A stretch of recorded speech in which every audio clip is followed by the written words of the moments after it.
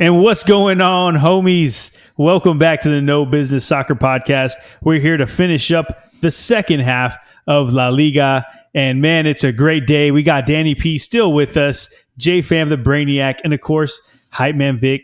And I believe he's still sipping on the same thing. Let's figure it out. I liked it so much, I did it again because this is a different day, apparently.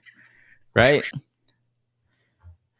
Anyway, yes, I am sipping the same thing. Oh, okay. Well, it sounded good the first time. I'm sure it sounds good this time. And if we don't finish this real soon, Vic's going to be drunk. So we got to get Hype Man Vic out of here. I'm almost done with this whole bottle. Yeah, we got to figure it out. we finished half of La Liga last time. We're going to run through the next half. And a lot of the smaller teams are this half. So we'll learn a bit about these teams that you might not have heard of. So let's move it right along. We're starting with Mallorca. And Mallorca, they're also known as Los Piratas, the Pirates, or Los Vermellones, the Vermilions. Ooh, I think that's a color. I'm not sure. But they were founded 108 years ago, March of 1916.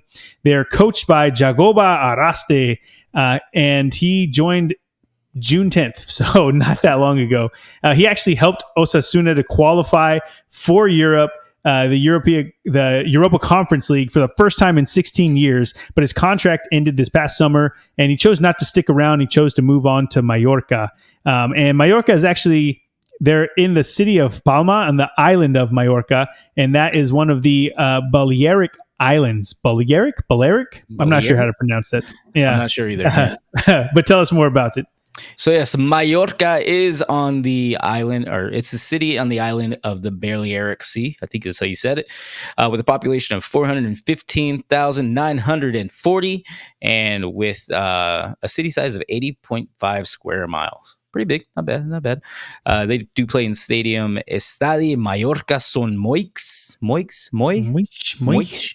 you put a on it? They're hard. X's are hard. Yeah, all right. X's are hard.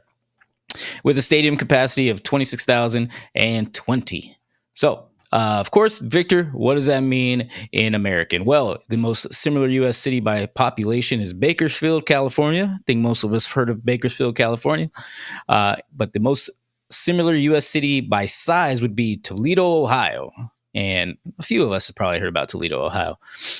The most similar U.S. stadium by capacity would be the LA Galaxy's Dignity Health Sports Park, another MLS team that we have. And the most similar U.S. stadium that's not a pro team would be staying in Toledo, the Glass Bowl, the home of the Toledo Rockets college football team. Okay. Yeah. So everyone in Bakersfield, California, and you would just take all of them. And if Toledo was on an island, just go there, use the stadium and the land area because it's about the same size, and you would be able to start your journey being one of Los Piratas. Los Piratas. Okay. Well, Los Piratas last season finished 15th in La Liga. They were 17th in goals for, joint with Las Palmas. So yeah, not good. And goals against last season, they were actually very, very good. 5th best, tied with Barcelona. So if you're tied with Barcelona, you're good with you're good in that section.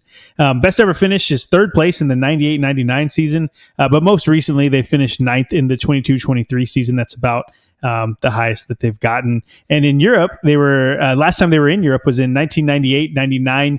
UEFA Cup Winners' Cup. So that's not a thing anymore. But they finished runners-up in that Cup Winners' Cup against, they lost to Lazio 2-1 in the final.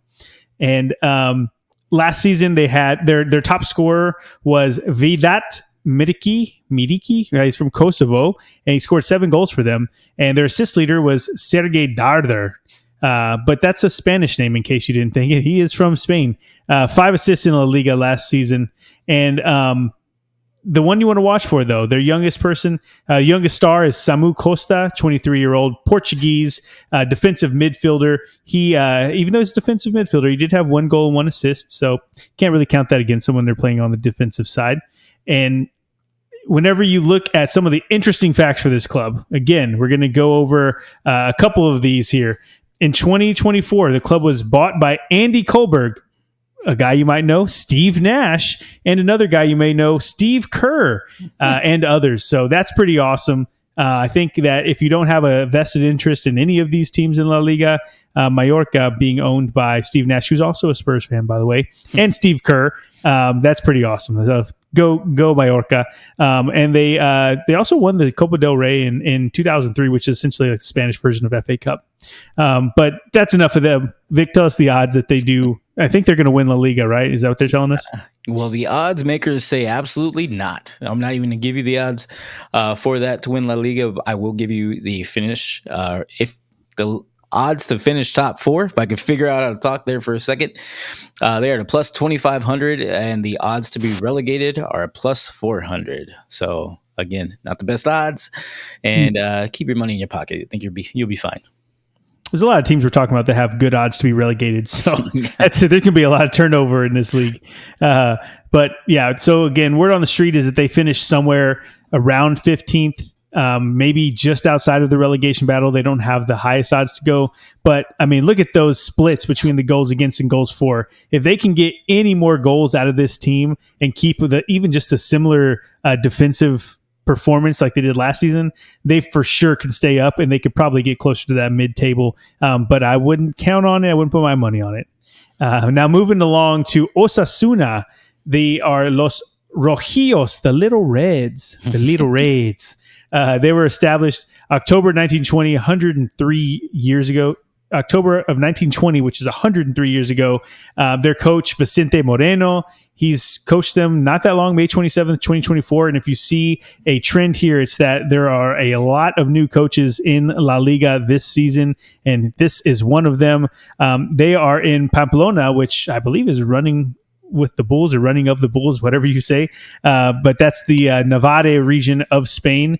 And so Vic's going to tell us a little bit about that. Yes, that is where the running of the Bulls is in Pamplona. They have a population of 209,627 in a 9.71 square mile area. That is insane. Tiny. They do play at El Sadar Stadium, with a capacity of 23,516. And I know you're wondering, Victor, what does that mean in American? Well, what is it in? I don't know. It's too long. That's good. Our producer will get us a jingle soon, I think. Yeah. He likes making music. So the most similar U.S. city by population is Salt Lake City, Utah, but that has a square mileage of 110. 110. So way bigger, like 10 times bigger. Most similar U.S. city by size is just little Inglewood, California, which has a population up to no good, baby. The song. They do have a population of 102,000 there in Inglewood. It's a small area, but it's kind of dense for us as well.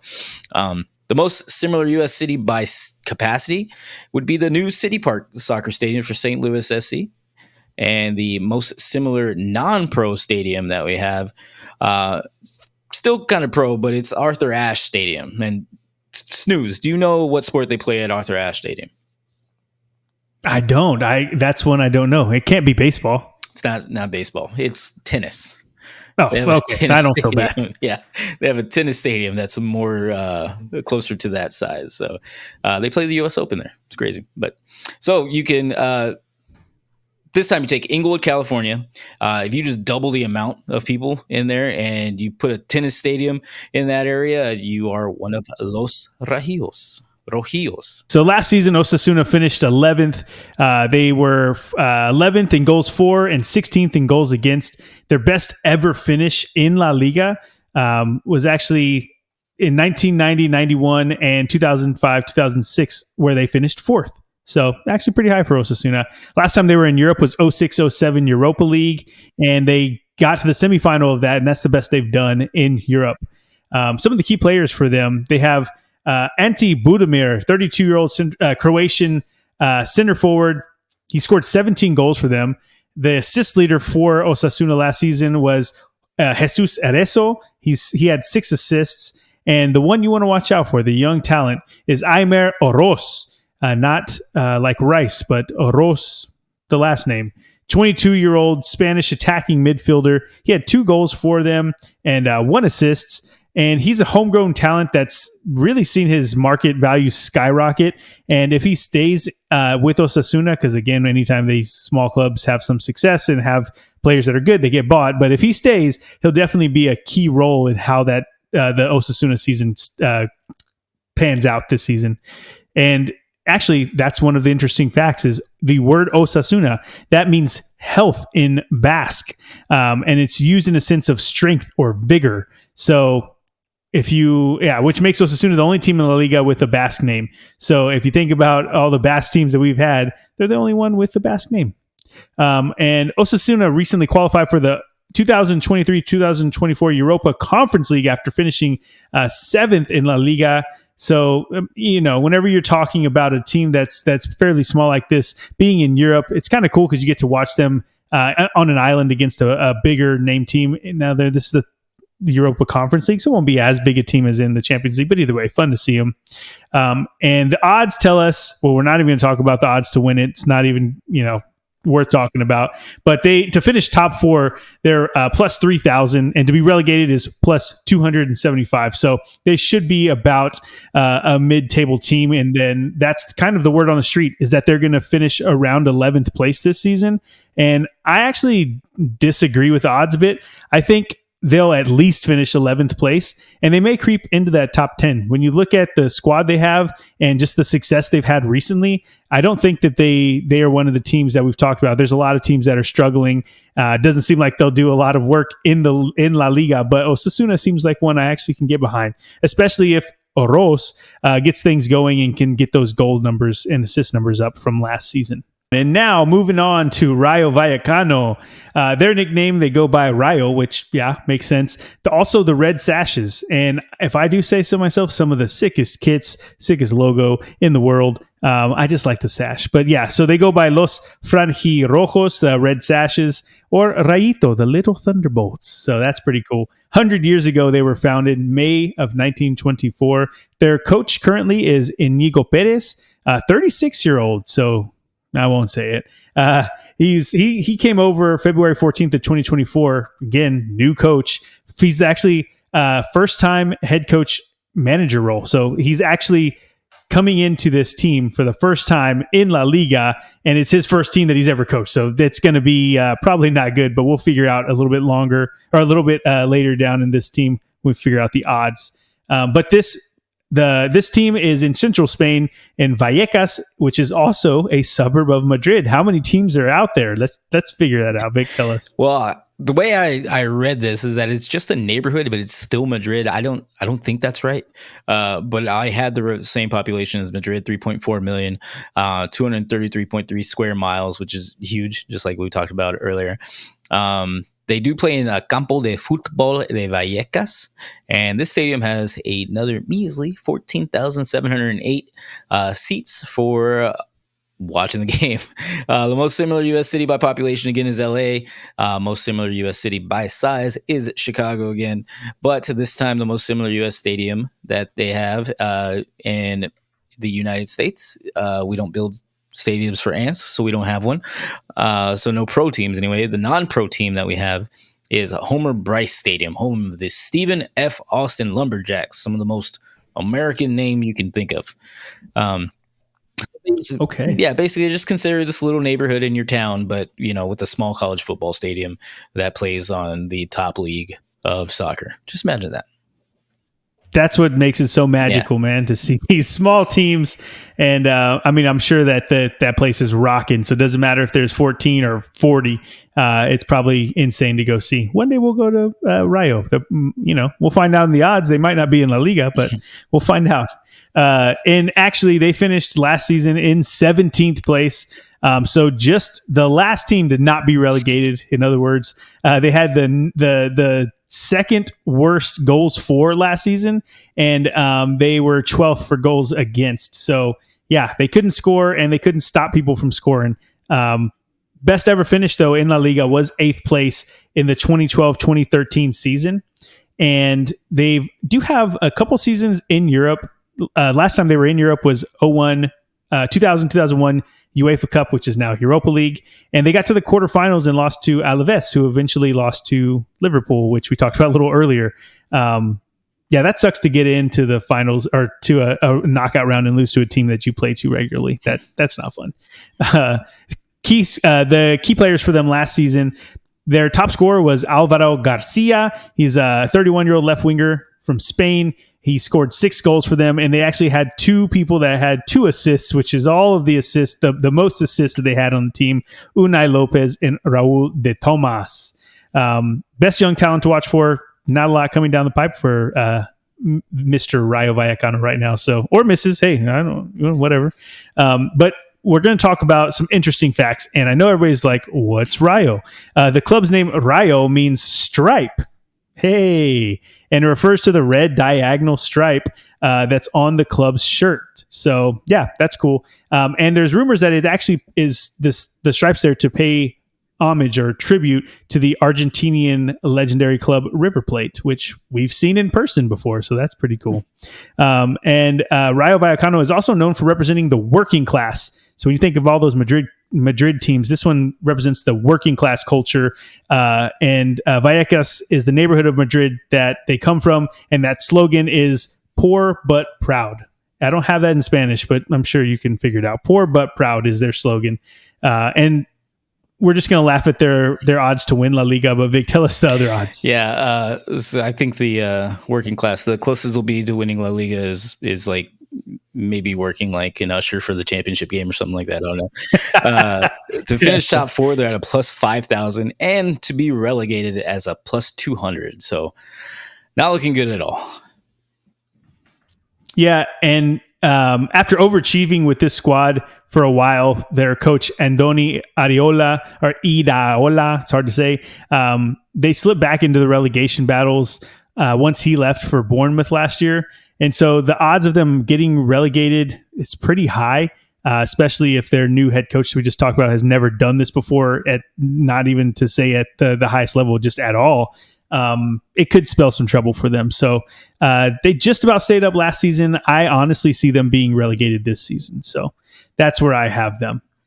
Okay, we're moving on to Real Betis, one of my favorite teams in La Liga. And they are known as the Verde Blancos, the green and whites, or Los Verderones, the greens, because we are fancy when it comes to soccer names, or our teams, our football names. They were established 116 years ago in September 1907. They're coached by the legendary Manuel Pellegrini. You may know him. He's the Chilean. He's been the coach of Betis since 2020, and he's got his handprints all over Europe, having previously coached in Villarreal, Real Madrid, Manchester City, West Ham, and more. But Betis is a club that's in Seville, which is Andalusia, Spain. And Vic's going to tell us a little bit more American. He's going to break that down in American, rather. So correct. They are in Seville. Seville has a population of 701,000 people, pretty big, all in a 50 square mile area. So densely packed. Again, yeah, it's crazy. They play in Estadio Benito Villamarin. I think that's what you say, Villamarin. The stadium capacity is 23,516.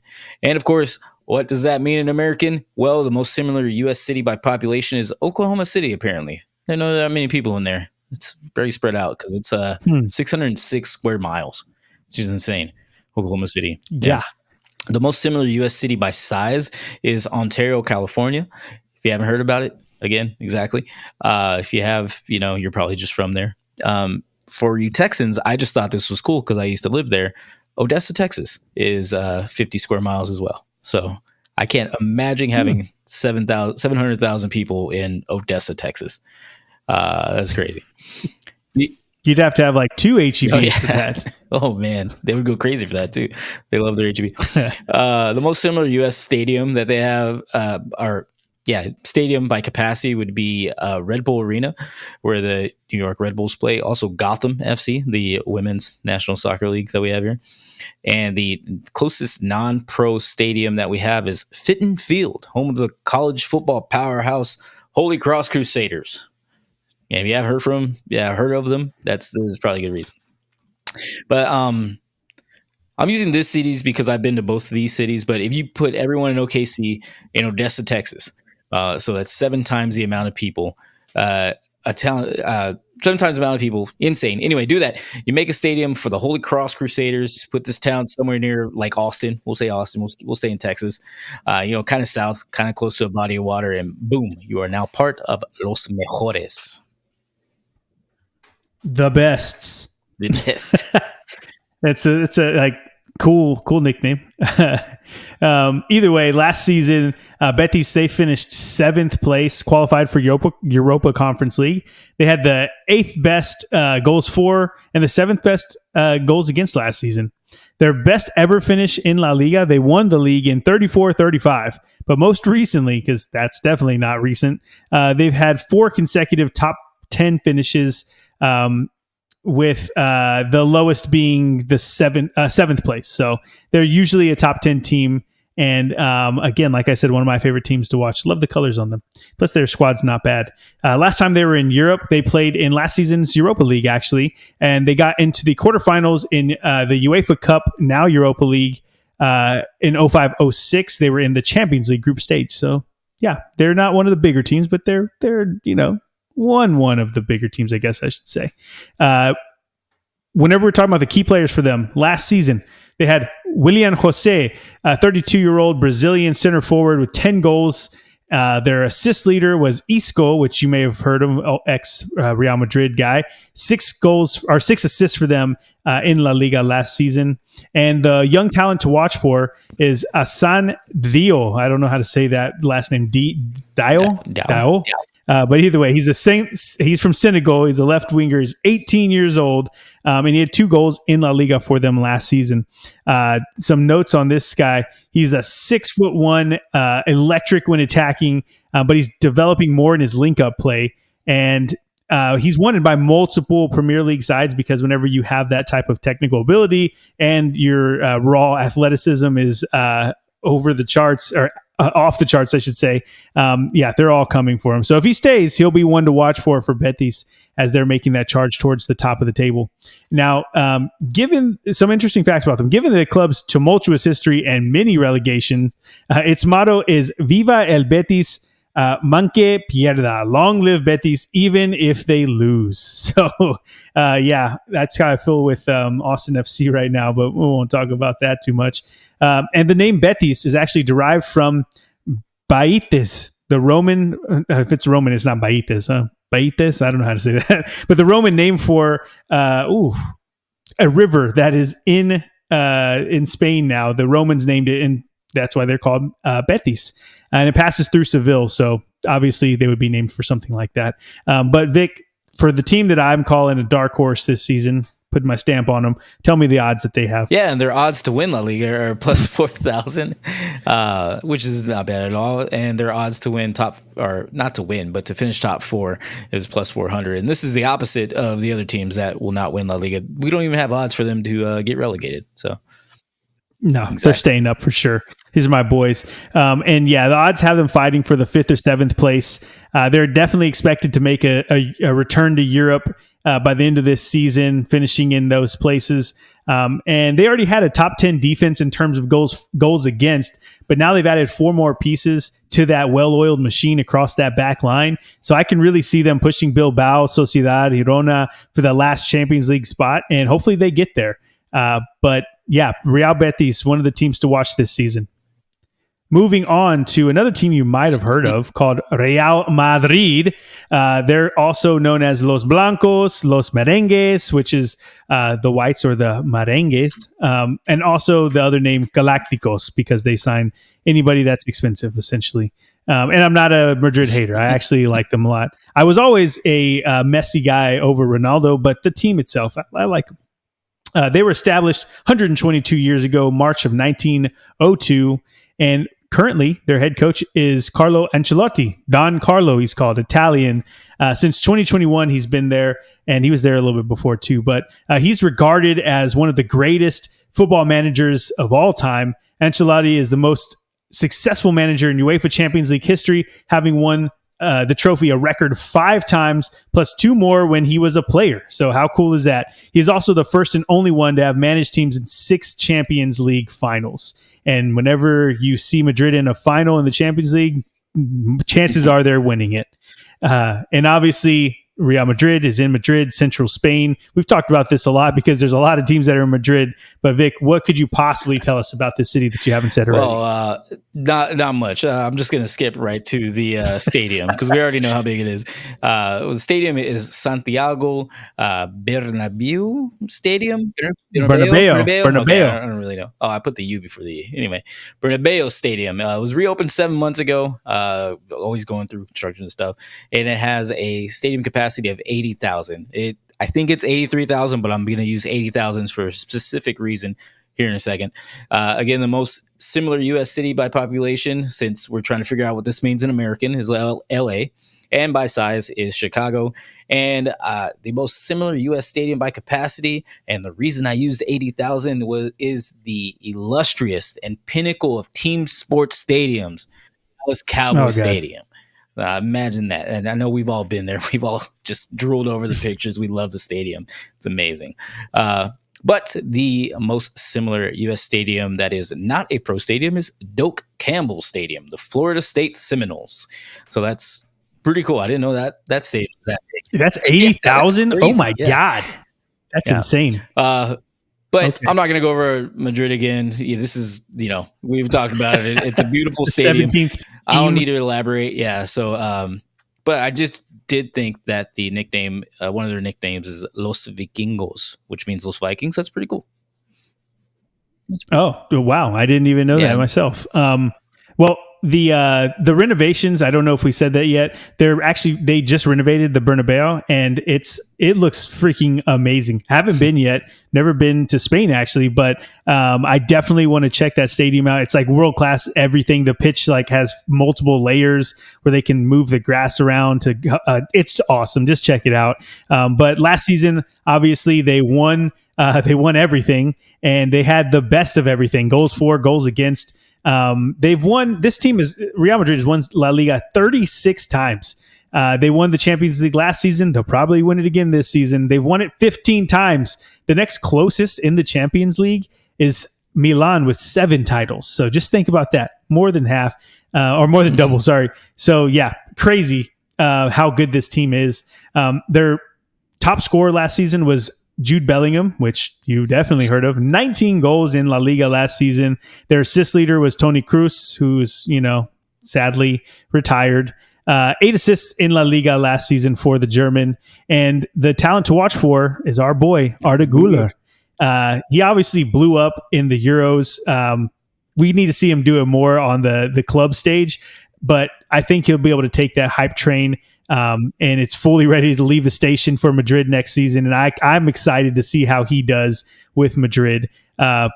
Also, they got someone you might know named Mbappe for free, which we'll talk about that in a second. But some interesting facts about Madrid. We know about them a lot, so I don't want to talk too much more about this team. But I will say that Real Madrid is the second richest club in the world in terms of revenue, and the second most valuable club in the world to date. They apparently earned more than 600 million euros per year and have a fan base of more than 228 million supporters around the world. So yeah, it's like the Yankees or the Cowboys. I mean, these guys, they're massive and they're always fun to watch. I'm imagining they have the best odds to win the league too. Is that right, Vic? I think they do. They're at a minus 230, so they're actually one of the favorites to win. The favorites. To finish top 4, this is obviously it's a minus 3,500. This is like sure money. This is like Floyd Mayweather fighting McGregor. Floyd was going to win. Just put your money on him. You're going to win some money.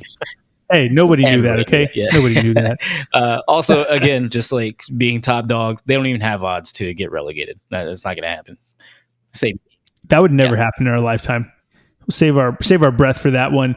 So like I was saying, they brought in Mbappe, they brought in Endrick, who he's one of the lesser known talents from around the world, but Brazilian, 18 years old. I mean, they seem to do this all the time. So they'll win everything again. That's the odds, what they're saying anyway. And I don't think that you can really tell me that anybody else is going to beat them in La Liga next season. When you get Mbappe on a free, it's just not fair. So anyway, moving on. Let's talk about Real Sociedad. La Real is their nickname, the Royal. or a Basque name that means white blues. I can't say it because there's an X next to a T. So just know that. They were established 114 years ago in 1909. Their coach is Imanol Alguacil. Is how you might say that. But he's a Spaniard. He's been the coach there since 2018, and he's only ever coached at all levels of Real Sociedad. So that's really cool. That's loyalty. So what I mean by that is he has coached from youth levels on up, and like he's only ever been a coach for them, and obviously very successful since Sociedad is one of the most successful teams in La Liga. They're also a Basque team in San Sebastian, and I'll leave it there for Vic. Tell us more about it. Yeah, so they are in San Sebastian. San Sebastian has a population of 186,685 people in a 23.51 square mile area, which is another dense populated city that we have. They play at, I believe it's called Real Arena, but another name for it is Anoeta Stadium. I'm pretty sure that's what it is. And this seats 39,313. So the most, again, what does this mean in American? Well, the most similar U.S. city by population is Chattanooga, Tennessee. I know we've all heard of that because we probably like saying the name. Exactly. Comes out just naturally, right? Chattahoochee River. Exactly. The most similar U.S. city by size is Gresham, Oregon, which if you haven't heard about it, that's why. You just made that up. Might have. The most similar U.S. stadium by capacity is PNC Park. Adam, you know who plays at PNC Park? That's Pittsburgh Pirates. Very good, sir. We'll put the ding ding. Let's go. Ding, I know. Pittsburgh Pirates. But the most similar U.S. Does that make me cool or a loser? I can't tell. You guys let us know in the comments. Is it cool or is it a loser for that one? Be nice. The most similar non-pro U.S. stadium is the University Stadium, just what it's called, one of the most generic names, for New Mexico. In New Mexico, it's used by high schools and colleges. The Lobos? Yes.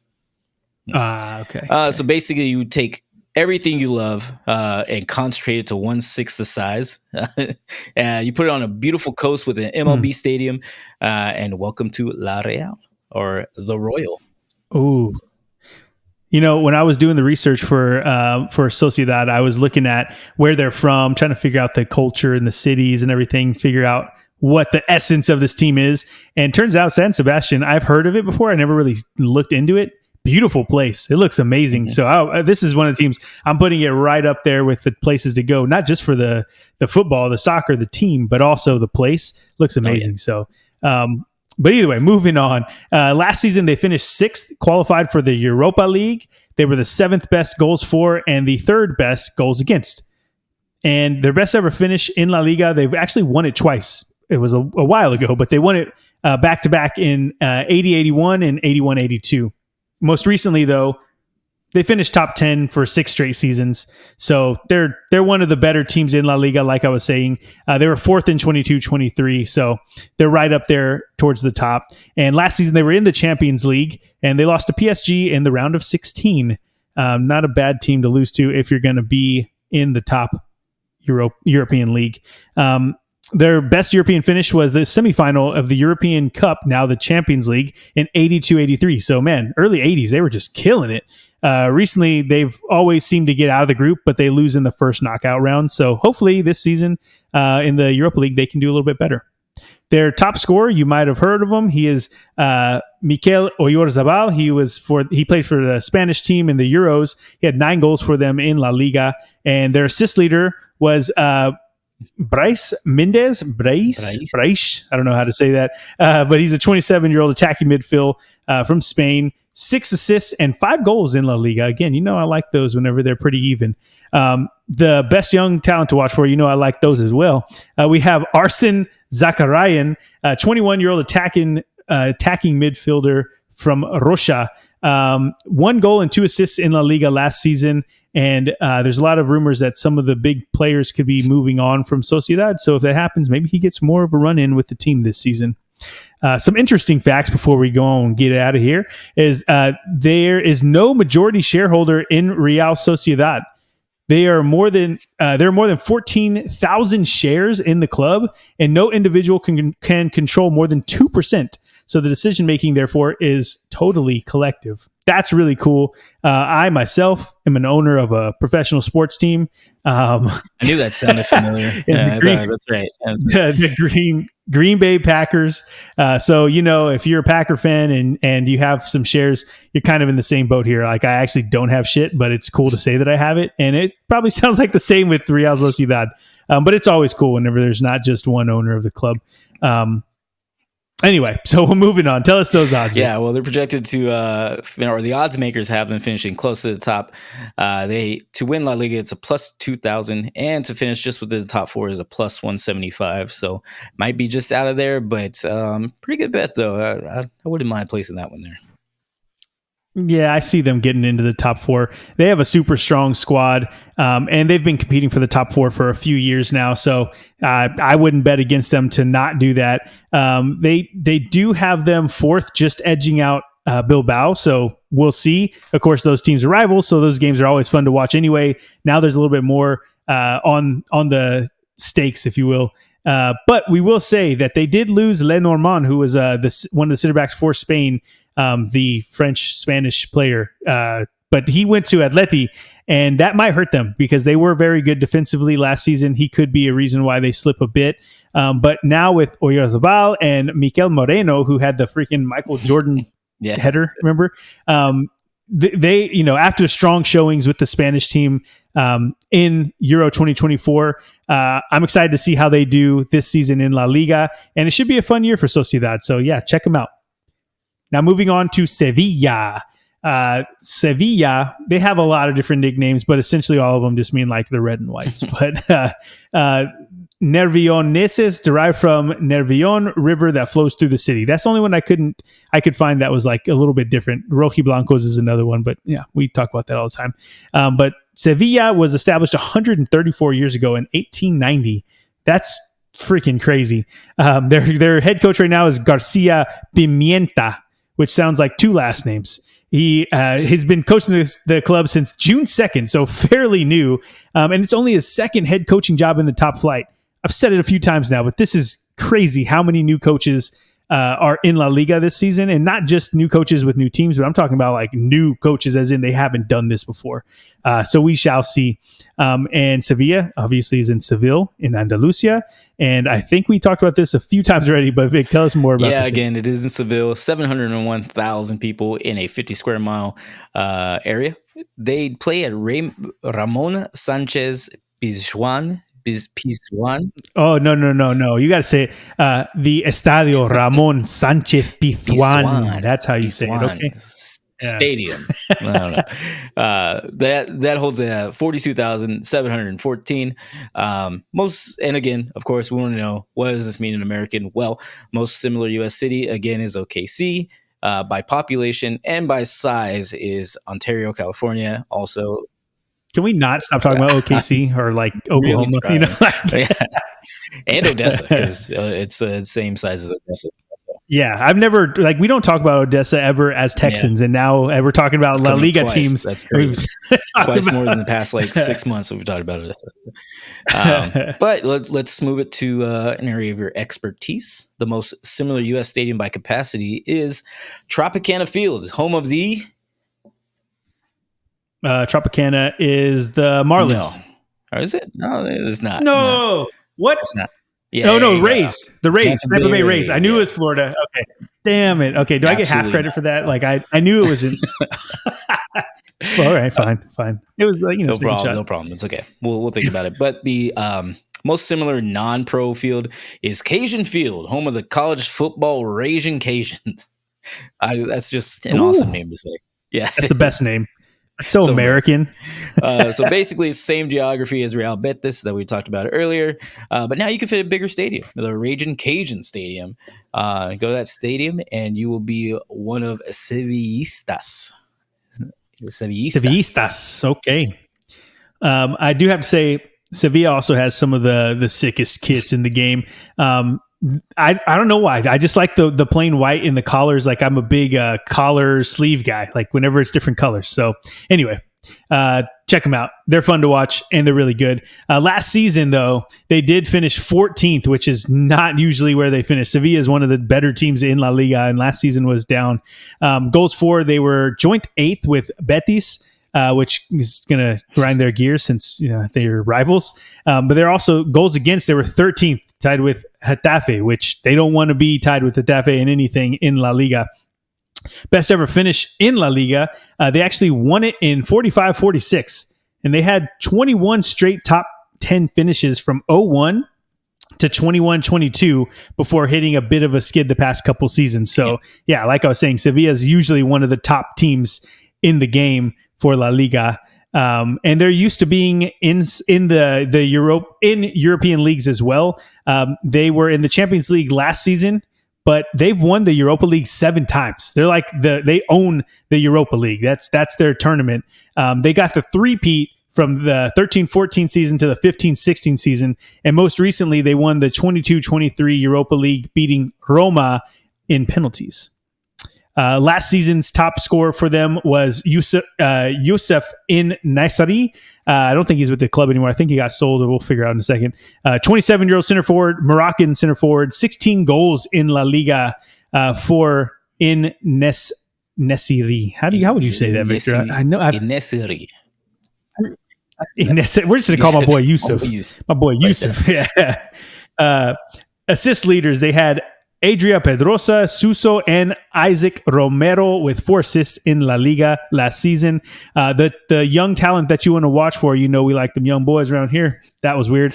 Juan Luis Sanchez, he's the 20-year-old Spanish right back. He had 3 assists for them across La Liga and Champions League. So yeah, that's always fun to see whenever you get those wingers that can, or those right backs, left backs that turn to wingers and they can get those assists for you. So hopefully the 20-year-old gets more playing time this time around and he starts to establish himself a bit more. Some interesting facts about Sevilla. In 06 and 07, the International Federation of Football History and Statistics named Sevilla FC the world's best club, the first club to achieve this distinction in 2 consecutive years. So I don't know how that makes sense with all the clubs around. This is off the internet, so it's true. Like, it's definitely true.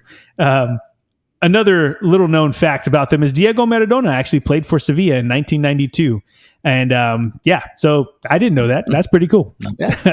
But I know they've been in a skid for a bit, but tell us the odds that they get this thing done. Yeah, the odds kind of reflect that. To win La Liga, they're at a plus 10,000, and just to finish in the top 4 is a plus 1,200. So, definitely taking notice of the last 2 seasons that they played. Mm. Yeah, and so that those odds put them right at mid-table, which is weird for a decorated club like Sevilla. They're not usually there. So for a decorated club like them to be in mid-table just seems weird. And obviously we just talked about how they're on a bit of a skid right now, but hopefully they can get that righted. They can right the ship rather. This will be their 5th head coach since Julian. I always mess up his last name.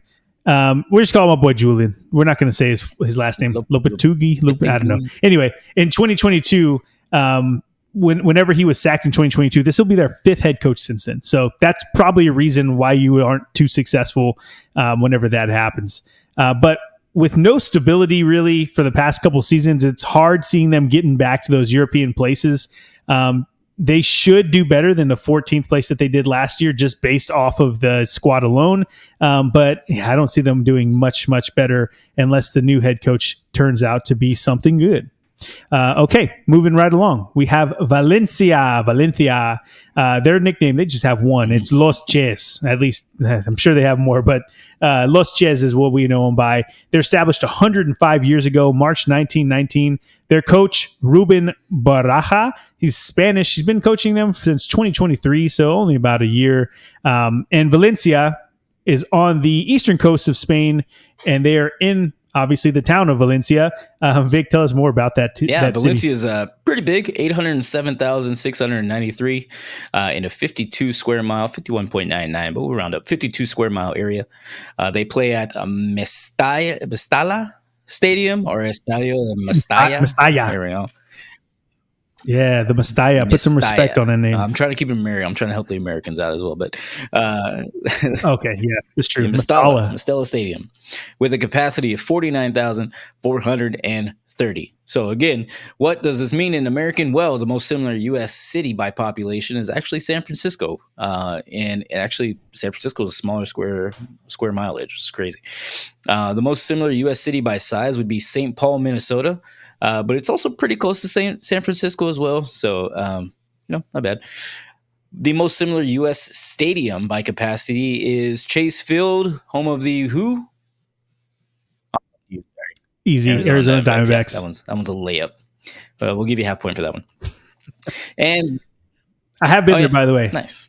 Do you have any pictures? Danny P will put them up right here. Yes, I'll put them up right here. The most similar non-pro U.S. stadium that we have close to this is JMA Wireless Dome, home of the Syracuse Orange.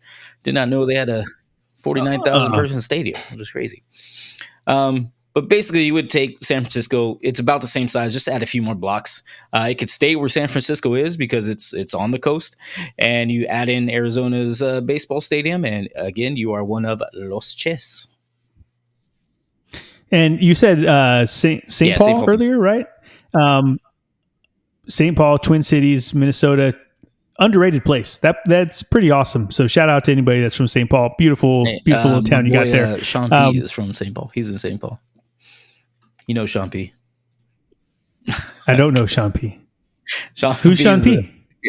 Oh, your fake friend on the internet. Yeah, he's not a fake friend. Okay, I mean, you might be real friends in like your mind, but he's like you never met the guy. He's a streamer, so if you guys haven't heard of him, he's Sean P. He plays Call of Duty. Go check him out, twitch.tv/Sean P. Anyway, that's enough ad space for him. My bad. Go ahead. No. If you're a grown man that likes to watch grown men play video games, then go check out. Yeah, I'm just kidding, Sean. I don't have any beef with you, man. Come hang out. But yeah, your place, your hometown, St. Paul is awesome. Anyways, back on topic here. Valencia, they finished 9th last season. They were 14th in goals for and joint 7th with Betis goals against last season. Their best ever finish. They've actually won La Liga 6 times. Most recently in back-to-back 01, no, not back-to-back 01, 02, and then 2003, 2004. Either way, this team they're one of the better teams that historically in La Liga, but they haven't been as of late. The last time they were in the European competitions was the Champions League in 2019-2020, where they beat Atalanta, or they were beat by Atalanta, Hotlanta as we call them, in the round of 16. Best ever finish. They actually won the 03-04 UEFA Cup, which is now the Europa League. And they were runners-up twice in the Champions League in 99-2000 and 2000-2001. So those early 2000s Valencia teams were freaking killing it, apparently. Top scorer for them last season, Hugo Duro, which is just a fun name to say. 13 goals for them. Diego Lopez was their assist leader with 6 assists for them in La Liga last season.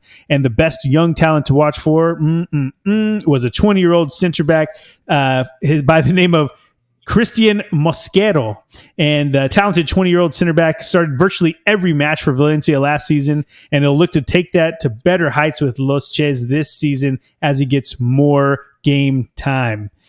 Interesting facts about this team. The bat is the symbol of the city of Valencia, and it's also on the Valencia soccer team's crest.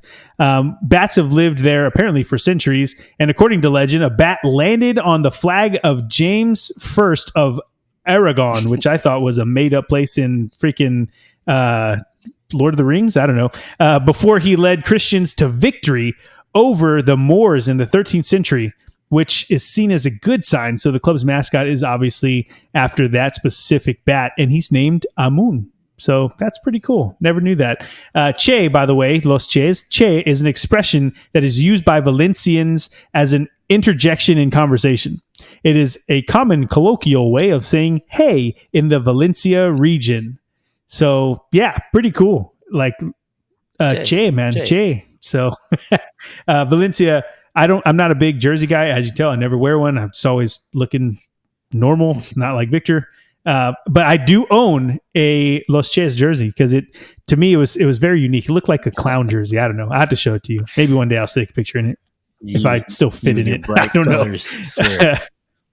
Yeah, I know. It's like I'm either in browns that are muted or in very bright colors. So, anyway, tell us their odds to win La Liga are plus 10,000, and to finish within the top four is plus 1,200. Not the worst, definitely not the best, but they got a fighting chance there. And they finished 9th place last season, and that's about where the odds have them this season. I can see them finishing there as well. They have one of those squads where they're always good enough to be not on the bottom half of the table, but it just takes the coaching and a little bit of strategery, if you will, to get them higher up. And so they've done virtually no business this summer, though, as of this recording anyway. Obviously, that can change. So with the team that with the same team that they had last season finishing mid-table, they didn't get any better. So if the teams around them got any better, I can see them slipping a bit. And I think that's the general feeling that I get when I'm reading about this team, is that they are expected to take a bit of a slide down the table, not to the bottom or anything like that, but just a little bit lower than their 9th place finish last season. Okay, moving on to Valladolid. They have a news alert, breaking alert, a new crest for this team. I don't know why that's so fun to me, but these crests are changing. And we'll talk about a little bit why that's changing in a bit. But the nicknames for Valladolid is the white and violets, because, again, that's their colors. They also have, I don't know the word, like what it means, but pucela is what they're called, or pucela. That could be very derogatory. I have no idea, but that's what it says the nickname is for. They were established 96 years ago in June of 1928, and they're coached by Paulo Pezzolano. He's a Uruguayan. He's coached them since 2023, and I'm not going to tell you where they're from, Vic. You tell them.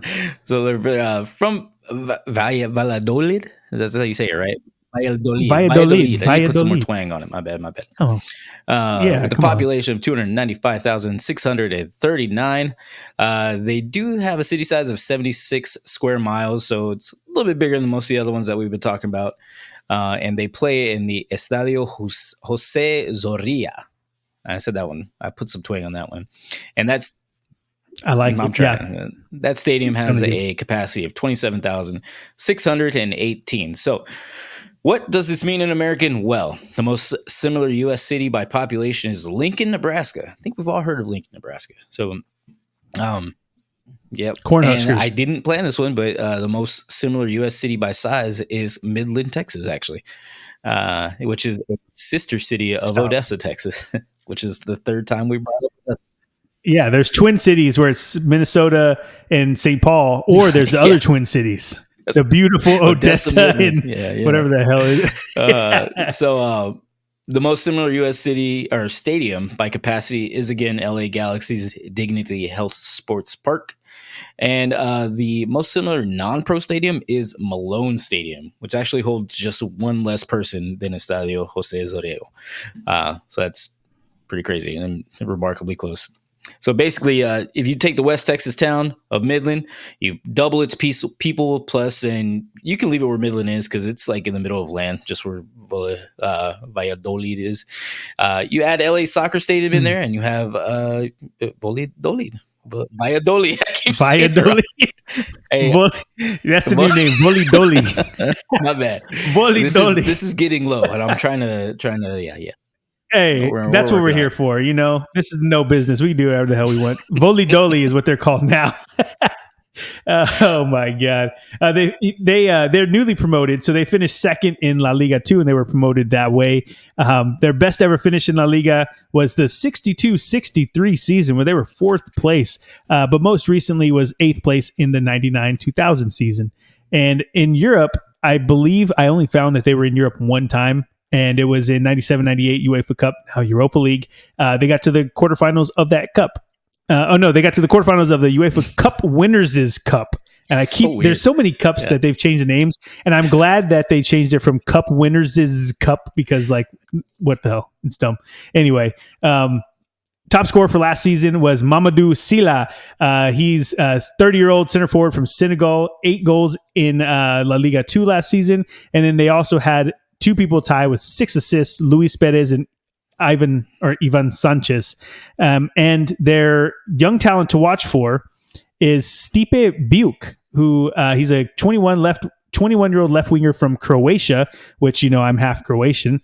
And he hasn't got a lot of playing time since his move from Hajduk Split, which Daddy P, but yeah, since coming over from Hajduk Split to LAFC, he didn't get a lot of playing time, so he's moved over to Valladolid, and they made his loan permanent going into the top flight, which could lead to him having more exposure, more game time, and I'm hoping to see a lot more come from this guy, especially being from our home team Hajduk.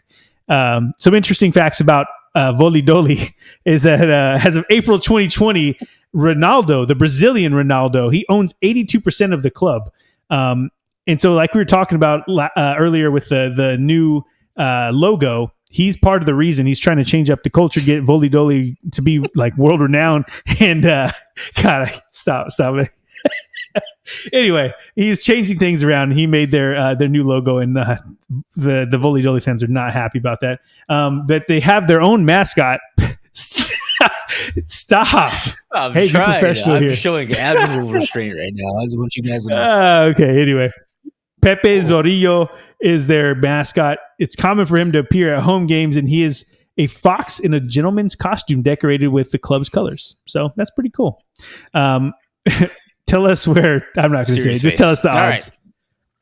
The odds we have to win La Liga are absolutely nothing. We're not even going to waste time. Even though I just wasted time trying to give you those odds. To finish the top 4, they're at a plus 5,000. My eyes are all watering still because I'm trying to hold in laughing.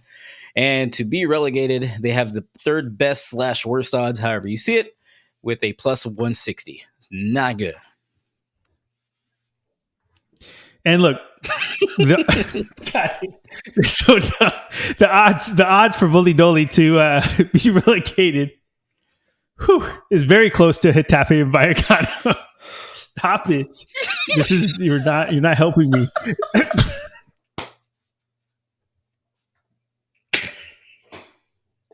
Stop saying it. Okay. You said it. I didn't say it. What are you talking about? Okay. We're falling apart here. Okay. We're losing. We're losing all of our subscribers, all 15 of them. Anyway, I have a sneaky feeling, though, that they are going to stay up next season. I know that they just got promoted and they were the second team, but I like their squad. I like Buke, or however you say that, our Croatian brother. I think they're going to stay up. And let's see Volidoli do it. So next, moving on to Villarreal, our final team in La Liga. This team, their nickname is the Yellow Submarines. And that's because they're yellow, funny enough.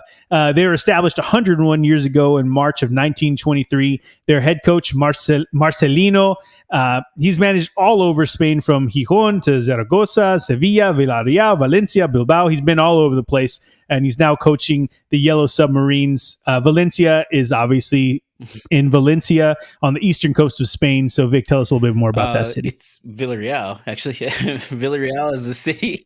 Oh, no worries. My bad. Doing research. I was doing the same thing, calling these different. Villarreal has a population of 51,637 in a 21 square mile area, which is absolutely tiny. Their stadium is Estadio de la Ceramica, or I think it's called El Madrigal as well. So that's it's pretty nice. I like that second name. Yeah, that's what it's known. The stadium capacity is 23,008. And of course, what does this mean in American? The most similar U.S. city by population is Marana, Arizona. And if you haven't heard about it, that's probably why. But that one has a square mileage of 121. So giant city with the same amount of people in this 21 square mile. Villarreal is crazy. The most similar U.S. city by size is the little borough of Albany, New York. I don't know if they still call them boroughs, but Albany, New York, probably, which actually, it has twice the population. So that's pretty crazy because that is pretty packed. The most similar U.S. stadium by capacity is once again City Park of the St. Louis City SC.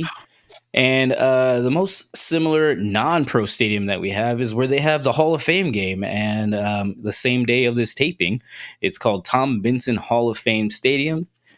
in Ohio. So, yeah, pretty cool. But basically, this is one more spread out cities as far as population density for the rest of these teams that we talked about. And this is a soccer town because half the population can fit in this stadium. So taking a sparse town in Arizona, putting it in Albany, New York, throw a Hall of Fame / high school football stadium because high school football plays there as well.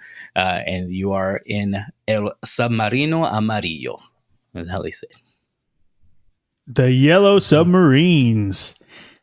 Well, they finished 8th last season in La Liga with the 5th best goals for and the 18th ranked goals against last season. So not very good for the Yellow Submarines. Best ever finish in La Liga, though, that was being runners-up in 07-08. But they are usually a perennial top 10 team. So this team's usually pretty good. In Europe, the last time they were there was last season. They lost in the Europa League in the round of 16 to Marseille, which another club that I enjoy. I saw them live. The fans are crazy. The story for another day, unless I've told it already. Can't remember. But the best finish ever in Europe was they actually won the Europa League in in the 2020 and the 2021, beating Manchester United in penalties in the final. You gotta love it when you see a big team like that going down to the Yellow Submarines. Last season, their lead goal scorer was Alexander Sorloth, the Norwegian center forward. He had 23 goals in La Liga last season. And their assist leader was Alex Baena. He had 2 goals to go along with his 14 assists. And he's actually their best young talent as well at 22 years old.